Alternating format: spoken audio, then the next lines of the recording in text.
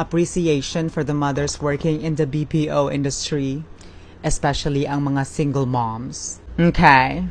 Thank you sa akong mega nga naghatagid sang suggestion para i-content for today. Actually, hindi lang ang sa mga naga-work sa BPO industry. Sa tanan man nga mga mother nga naga-work bisan diin nga field or anuman nga industry ang inyo nga ginaobrahan, we appreciate you.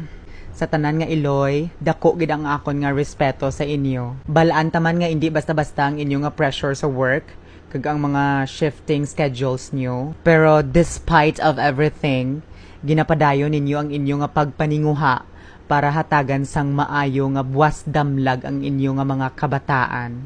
Ilabi na gid ang mga single moms, you are the living proof nga ang gugma kag sakripisyo sang isa ka nanay wala sang oras kag limitasyon. Himuon ang tanan para lang nga may stable nga future ang inyo nga pamilya. Padayon lang mga mommies and momshies. You're not just working.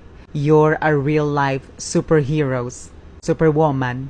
Kag sa mga kabataan da, abi ninyo nami lang obra sang inyo nga ginikanan, abi ninyo nagakaka lang sila sang kwarta. No. Always remember that your mom is not just working.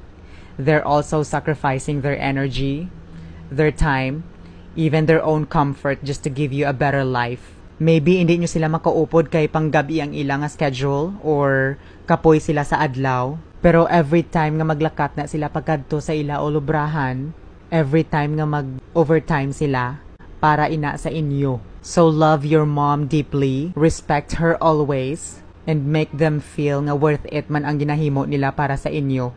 Bisan maghag lang sa ila kag mag-say thank you, and bisan gamay lang nga pag-intindi sa ila can already make them feel appreciated.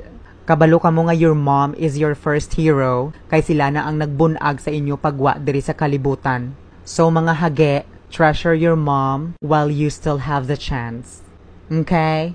Okay.